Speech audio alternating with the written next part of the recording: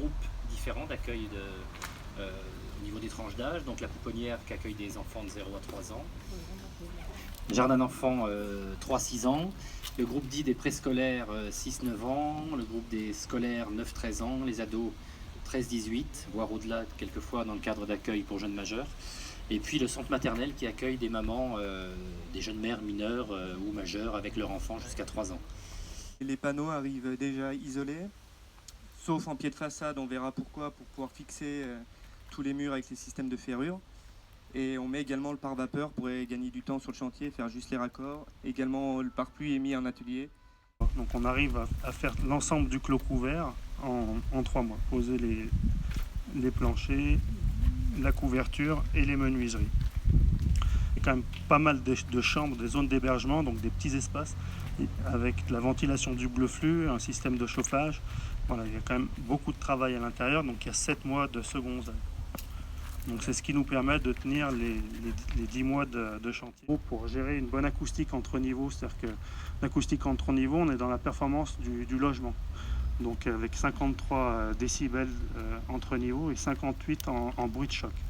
Donc pour atteindre ce niveau d'exigence acoustique, on est obligé de charger un peu le plancher pour rester en élément sec et pas ramener d'humidité dans le bâtiment qui est complètement clos couvert avec le pare-vapeur. On reste sur un procédé sec de sable. L'idée aussi d'une économie de projet, c'est que les éléments de structure font partie de l'esthétique intérieure et du coup sont mis en œuvre dans la structure. Donc derrière, on n'a pas d'éléments à rajouter décoratifs.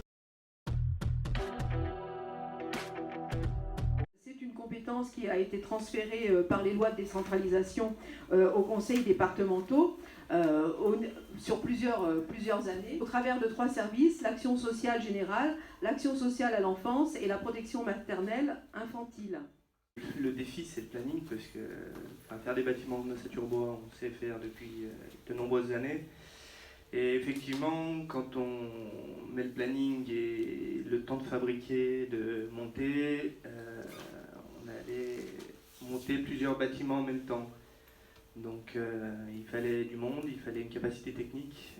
Donc le défi il était plus par rapport à ça. On construit pour, ça s'appelle la Tony Parker Academy à Lyon, donc c'est 400 logements pour Tony Parker. Et l'architecte a souhaité voir du béton extérieur, donc on a fait toutes les façades en préfat béton. Des façades en béton, on aurait pu très bien les faire en coulé sur place, hein. On fait ça partout. Néanmoins, l'architecte a voulu un béton assez particulier pour des raisons de rapidité. C'est pour ça que la modularité est très importante quand on a des problèmes de délai. Quand on dit préfabrication, ça peut être simplement, je vais parler pour le bois, mais ça peut être simplement le mur, ça peut être le mur plus l'isolation, plus l'étanchéité à l'air et l'étanchéité à l'eau comme on le voit sur le bâtiment. Ça peut être avec les menuiseries, ça peut être avec le parement intérieur, parement extérieur. Il ne faut pas chercher à préfabriquer à outrance un projet si on est sur de la singularité, sur un projet type et pas sur de la répétition.